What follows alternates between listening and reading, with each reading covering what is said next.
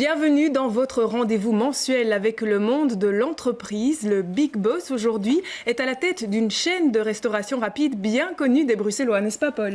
Oui Marie-Noël, bonjour à toutes et tous, c'est Frédéric Rouvet, bonjour. Bonjour à vous. À tous les deux. Frédéric Rouvet, vous êtes le co-patron, le co-administrateur délégué de Exquis, chaîne de restauration rapide, mais qu'on ne confondra pas avec le fast-food non plus. Comment vous la qualifiez d'ailleurs vous-même? Restauration rapide de qualité. De qualité, voilà.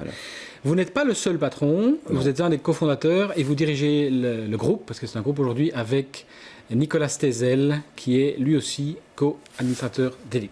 Cofondateur et co-administrateur délégué à mes côtés, pour mon plus grand plaisir, depuis plus de 15 ans maintenant.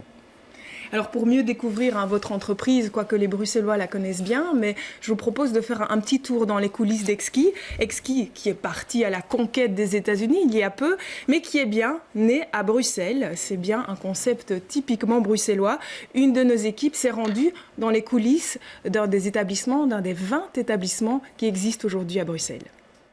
Le soleil vient à peine de se lever et une terrasse se met déjà en place rue Neuve. Il est 7 heures, l'enseigne Exquis se prépare à accueillir ses premiers clients dans moins d'une demi-heure.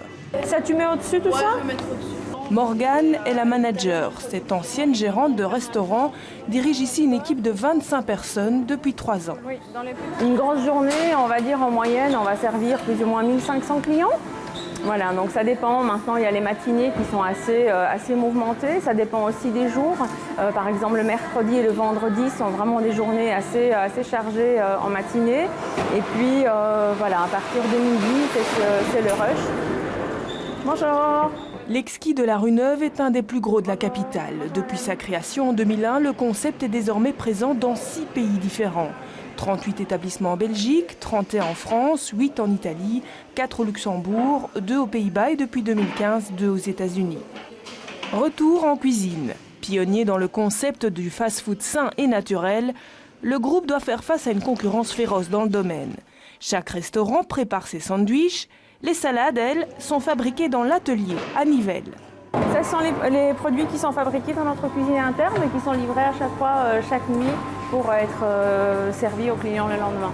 Un atelier dirigé depuis 7 ans par Olivier Langlais, ancien chef d'une maison étoilée.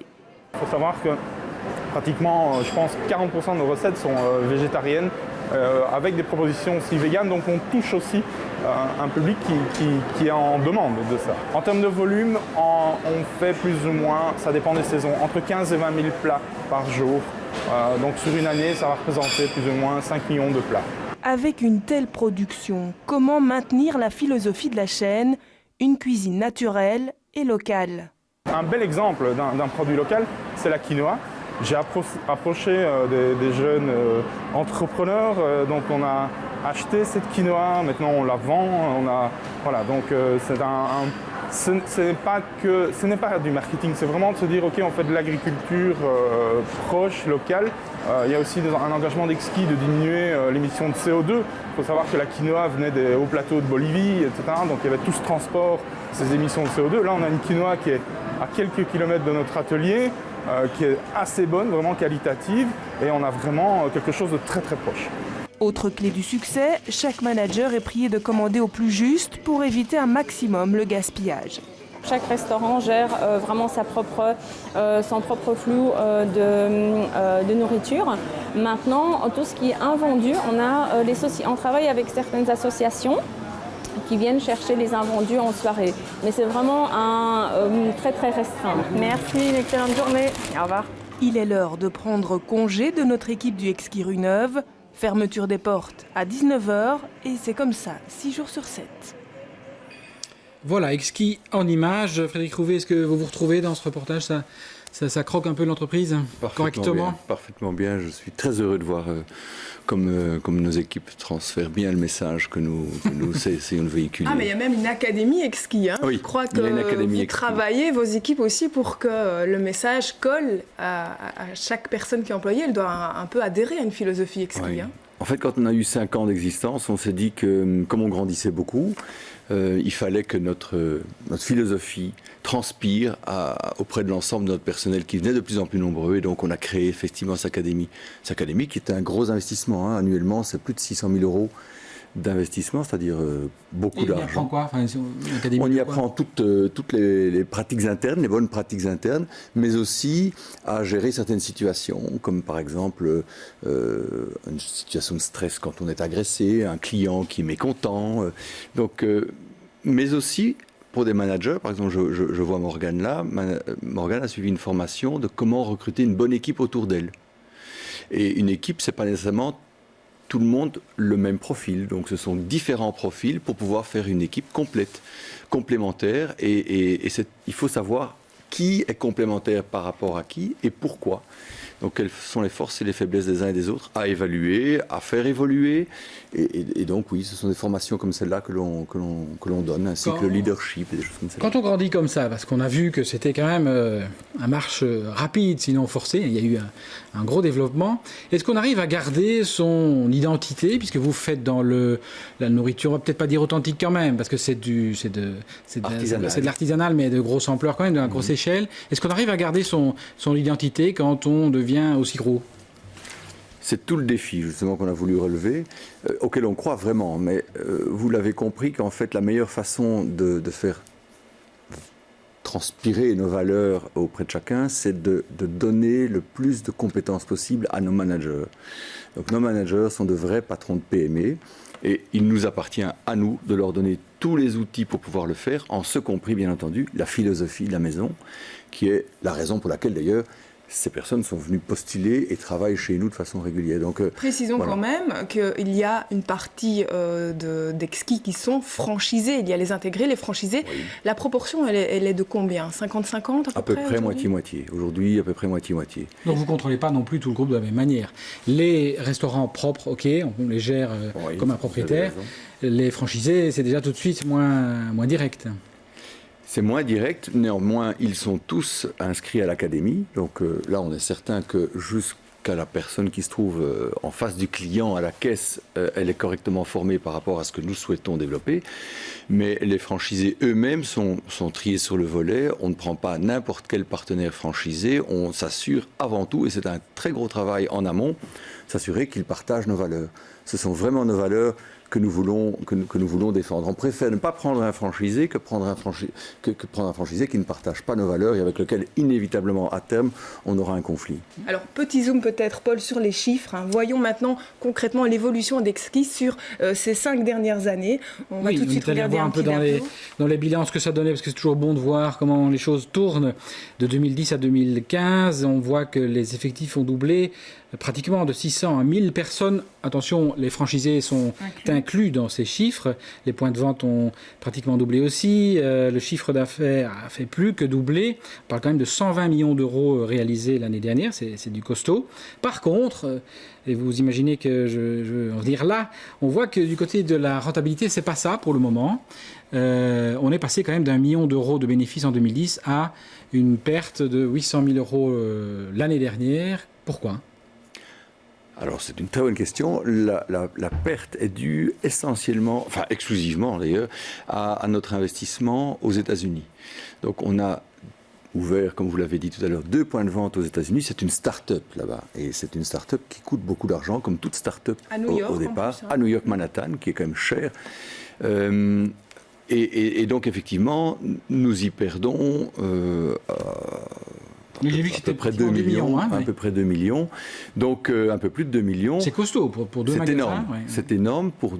Oui, mais c'est pas les restaurants eux-mêmes qui coûtent de l'argent, c'est toute l'infrastructure que nous avons dû monter sur place. C'est ça. En lac, c'est une start-up, c'est pas un point de vente isolément qu'on ouvre ou 2 points de vente qu'on ouvre isolément. Il y a toute une étude qui est faite. On a recruté, comme on a chez nous un chef-coq, on a un chef-coq là-bas parce qu'il faut adapter les recettes. On a un sourcing local, on a une équipe centrale. On a mis en place des petits bureaux, même s'ils sont tout petits. Ça coûte tout ça coûte beaucoup d'argent. Vous attendiez à ce que les pertes soient aussi lourdes du côté américain ? Alors, c'était prévu qu'on en fasse. C'est vrai qu'elles sont plus lourdes que ce que nous avions estimé d'à peu près 500 000 euros.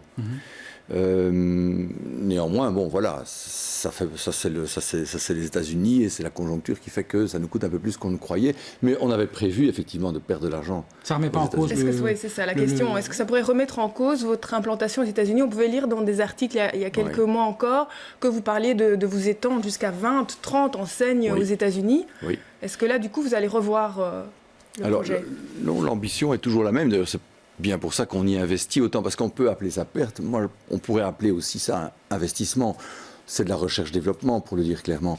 Et on investit, on met tellement d'argent sur cette table-là parce qu'on croit précisément au potentiel. Donc c'est uniquement dû aux investissements, c'est pas parce que le public ne suit pas la clientèle, elle est là? Alors, l'Américain, c'est une bonne question. Il y a un des 2 restaurants qui bat de l'aile, enfin qui est beaucoup moins satisfaisant que nous espérions, tandis que l'autre est au niveau qu'on espérait.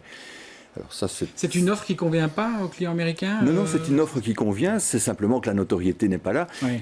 À Manhattan, vous avez un restaurant à peu près tous les 15 mètres. Donc il est évident pour exister, quoi. C'est ça. Il est évident que pour que les gens viennent chez vous ou s'arrêtent chez vous, il faut qu'ils comprennent ce que vous faites et il faut un peu de temps. Donc le 3e restaurant à New York, il n'est pas prêt de s'ouvrir. Là, vous allez attendre un peu, j'imagine. On va essayer de comprendre pourquoi l'un marche et l'autre ne marche pas, pour être sûr que le 3e marchera. Pour ne pas multiplier celui qui ne marche pas, mais multiplier celui qui marche. Tant qu'à faire, c'est peut-être pas plus mal de faire dans ce sens-là. Le retour à l'équilibre de Exki en tant que groupe, parce que tout ça plombe les finances globalement, dès l'année prochaine. L'année en cours, oui, l'année en cours. Oh, vous devez savoir, alors c'est vrai que ça peut paraître effrayant de passer comme ça de centaines de milliers d'euros en profit à centaines de milliers d'euros en perte, mais nous regardons essentiellement le cash flow de l'entreprise. Et le cash flow d'Exki n'a jamais été aussi bon au point de vue européen. Cash flow, juste en 2 mots, c'est l'argent généré hors coût.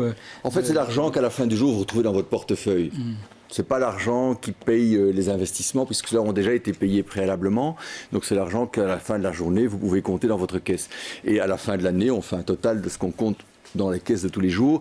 Et cet argent-là, il n'a jamais été aussi élevé que l'année dernière pour Exki Europe.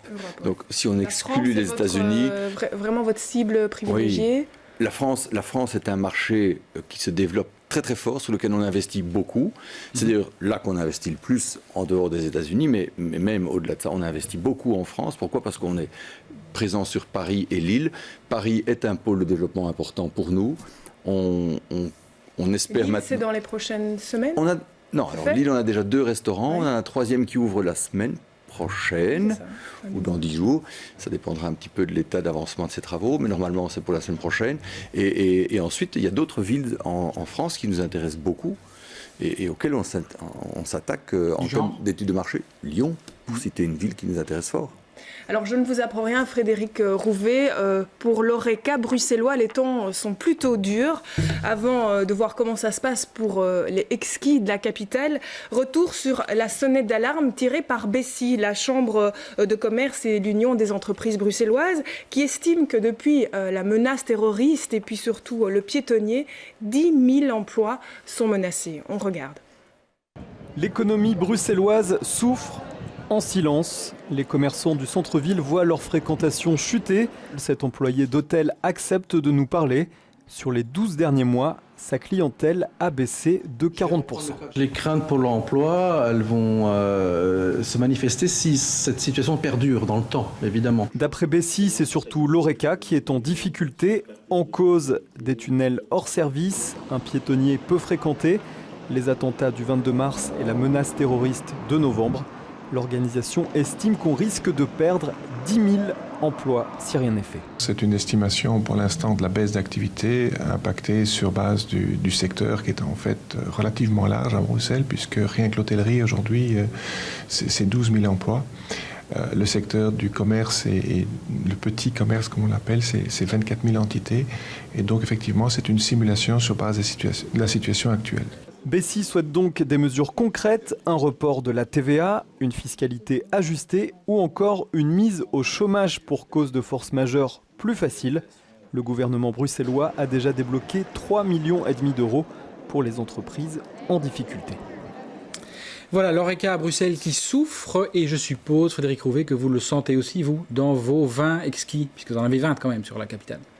Oui, très clairement, le bas de la ville, enfin ce que nous appelons le bas de la ville, souffre terriblement. Donc que ce soit près de la Grand Place, la rue Neuve, où vous avez fait votre reportage, perd aujourd'hui 20% de son chiffre d'affaires par rapport à l'année dernière. Mais 20% du chiffre d'affaires, c'est beaucoup. En réalité, ça a l'air de rien comme ça quand on dit 20%, mais 20%, c'est là que se trouve en général toute la marge. Donc c'est effectivement lourd. Heureusement, nous avons d'autres exquis dans d'autres, un peu en périphérie, qui, elles, va mieux. Ça bascule. Moins mal, Ils ont repris un peu la clientèle du centre. Mais le samedi, oui. C'est-à-dire que le samedi, plus personne va à la rue Neuve. Dans le temps, la rue Neuve était la rue où toute la province et toute la région bruxelloise allait faire ses courses. Aujourd'hui, plus personne ne va à la rue Neuve, il suffit d'y aller. Et effectivement, les gens vont plutôt rue des Tongres, dans le haut de la ville. La faute à qui? Est-ce que c'est le piétonnier, le lockdown? Quelle est votre analyse? Alors, c'est une question qui n'est pas simple à résoudre, à mon avis. On a, nous, dans un premier temps, bénéficié du piétonnier pour les établissements qui se trouvent sur le piétonnier. La bourse? La bourse et la place de Brouckère. Ouais. Mais pas pour les établissements qui se trouvent alentour du piétonnier. C'est-à-dire que les clients, profitant de ce piétonnier, s'y arrêtaient, s'y posaient. On était une espèce de pause café sur ce piétonnier. Donc là, on a bénéficié d'un gain d'activité qu'on a perdu dans les zones limitrophes, puisqu'on perdait des clients qui ne venaient plus en centre-ville. Le lockdown a été dramatique. Dans les shoppings, évidemment, mais dans tout le centre-ville, quand on a fermé les métros, les stations de métro, plus personne. Il y a eu un traumatisme réel dans la ville de Bruxelles. Donc là, ça a été un vrai drame. Et aujourd'hui, il y a encore peu, je pense, de Bruxellois qui osent aller dans des endroits où il y a du public. Vous auriez pu aller à l'hôtel de ville, crier, comme certains commerçants cette semaine, « Ma ailleurs, démission ». Alors je ne sais pas si j'aurais crié ça, j'aurais peut-être crié ma ailleurs réflexion. Parce que vous trouvez qu'il faut changer quelque chose? Je ne vais rien dévoiler en disant que ce piétonnier a été fait un peu à l'emporte-pièce. Tout le monde le reconnaît, y compris le bourgmestre. Ça a été fait sans beaucoup de concertation, sans beaucoup de préparation, sans aucune animation alentour de ce piétonnier. Au contraire, ça a été mis en place du jour au lendemain. Tout le monde a été paumé. Et les gens ont eu peur de se retrouver coincés dans des embouteillages en allant au centre-ville. Mais ça, c'est le passé. Si c'est maintenant, je vous demande que faire pour que ça ne reste pas ce que c'est-à-dire quelque chose qui ne satisfait pas grand monde. Se mettre autour de la table et discuter vraiment, et accepter de discuter. Parce que c'est bien d'avoir une intuition forte, pour le dire comme ça, dans le chef du bourgmestre, mais confronter son intuition à la réflexion des autres peut être souvent salutaire, intéressant au minimum. Alors, exquis, on le comprend, se développe beaucoup dans les grandes villes, c'est une stratégie que vous avez, et puis aussi dans les aéroports, et il y a même 2 exquis à l'aéroport de Zaventem. Les attentats du 22 mars, ça a été un grand traumatisme pour votre personnel? Ah oui, ça a vraiment été, ça a été un vrai drame, en fait, pour notre personnel. Dieu merci, il n'y a pas de victimes dans notre personnel, mais notre exquis se trouvant vraiment à l'abri des ascenseurs, donc a été le premier endroit où tous les secours sont venus, où tous les gens se sont réfugiés, y compris dans un petit bureau qui peut contenir tout juste 3 personnes et demie. Il y avait 15 personnes qui s'y retrouvaient réunies, en ce compris une maman qui tendait son enfant en suppliant de le mettre dans le bureau, alors qu'elle n'y avait même pas elle-même sa place. Tous les blessés se sont traînés jusque-là et ont parfois eu des premiers soins, en ce compris des garrots, sur notre terrasse. Notre personnel qui a senti le souffle de l'explosion, qui a entendu les cris, le bruit d'abord, les cris ensuite, qui a vu l'affolement, on n'en parle pas beaucoup, mais qui a senti cette odeur qu'ont provoqué les explosions, et qui ont vu ces blessures de guerre, parce que ce sont des vraies blessures de guerre qu'ont subi les gens qui ont été blessés là, sont encore toujours aujourd'hui sous le choc. Alors, Ils n'ont pas repris le travail, c'est ça que vous alors, voulez dire? il y en a de deux types. Il y en a qui ont voulu reprendre le travail le plus vite possible pour sortir de ce traumatisme. Et il y en a par contre d'autres qui aujourd'hui encore sont incapables de se remettre au travail et même de prendre un transport en commun. Donc, Comment vous gérez ça aujourd'hui en tant que patron? Est-ce que d'abord les skis ont rouvert et puis comment vous gérez ça? Oui, alors on n'a pas réouvert dans la partie landside, c'est-à-dire la partie la partie d'accueil de l'aéroport. On a réouvert derrière les douanes, parce que là, les vols ont redémarré, donc ça a réouvert. Mais pour répondre à la question, nous avons géré ça comme une crise, bien entendu, avec toute une assistance psychologique qui a été mise en place par nos équipes, grâce entre autres à l'académie, qui a comme tout un réseau de psychologues qui peuvent nous aider, plus tout ce qui est le secrétariat social qui met à disposition des psychologues plus institutionnels, disons, à la disposition du personnel. Et est-ce que ça va changer votre vision de votre entreprise pour l'avenir? Est-ce que vous allez mettre en place des choses qui n'existaient pas avant? Probablement qu'une formation pour les cadres va se mettre en place pour comment gérer une crise comme celle-là pour leurs équipes. Ceci dit, je tiens à souligner la qualité de notre équipe de Zaventem.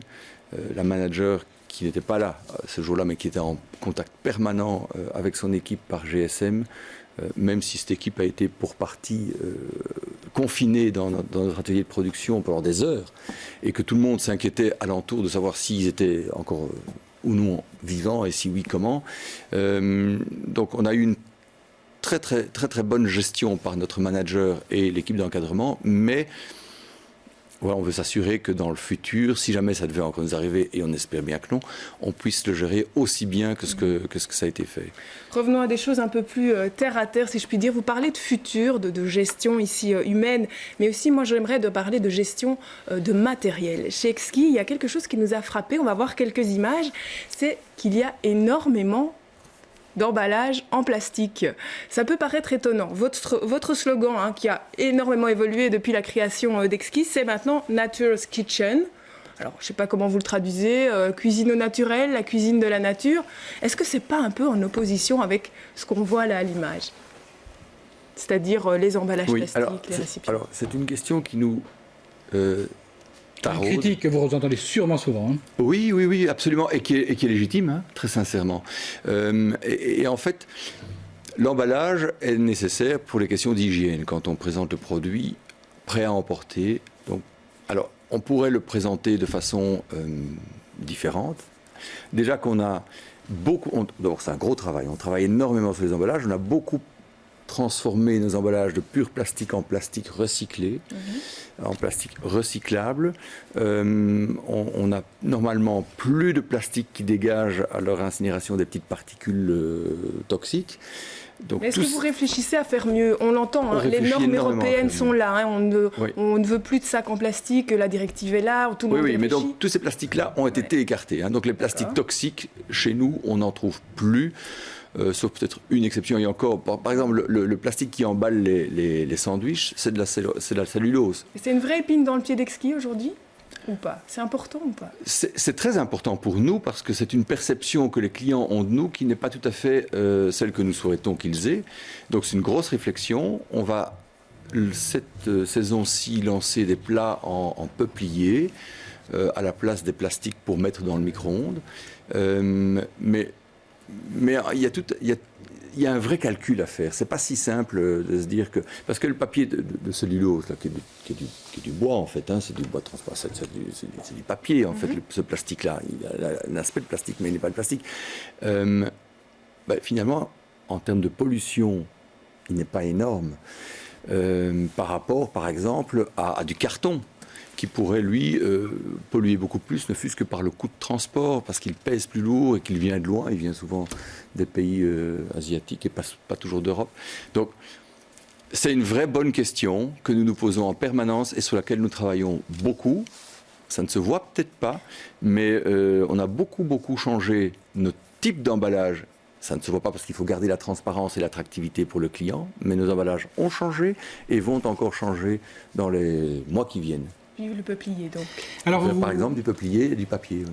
Vous mentionnez beaucoup le terme naturel pour décrire la cuisine proposée, mais il y a à peine 30% de bio, si mes renseignements sont bons, dans la production. Alors on peut dire à peine ou déjà, c'est pas mal, mais qu'est-ce que c'est que la cuisine ou la restauration naturelle que vous proposez s'il n'y a que 30% de bio? Parce qu'on joue pas un peu sur les mots, pour le dire autrement. Alors, le bio est un label qui nous garantit qu'effectivement le produit est cultivé dans les conditions les plus saines possibles. Donc, dans ce sens-là, il nous intéresse au plus haut point, il intéresse les clients au plus haut point, parce qu'on sait qu'il y a une certaine garantie apportée par un institut européen qui vient labelliser les produits biologiques. Le bio est effectivement un produit auquel nous nous intéressons très fort et que nous essayons de développer. Il est cher néanmoins. Et tout le monde n'est pas prêt à payer aujourd'hui les 30% supplémentaires que coûte le bio par rapport à un produit. Donc c'est un calcul économique finalement, c'est ça? Oui, mais quand on ne fait pas bio, on est toujours naturel. C'est-à-dire qu'il n'y a pas de conservateur, il n'y a pas d'additifs et il y a dans les fournisseurs que nous avons, qui sont la plupart du temps des artisans eux-mêmes ou des agriculteurs que l'on connaît, il n'y a pas de... Il n'y a pas de vice, pour le dire comme ça. Ce n'est pas l'industriel. Ça, c'est sûr et certain. Frédéric Rouvet, merci beaucoup d'avoir été avec nous en studio, de nous avoir fait partager votre quotidien de patron. Merci beaucoup, Paul. Merci à vous, Marie-Noëlle. On vous retrouve dans l'Écho ce week-end, puisqu'un portrait sera également consacré au grand patron d'Exquis. Merci à tous et à dans un mois pour un nouveau Big Boss. Merci à vous.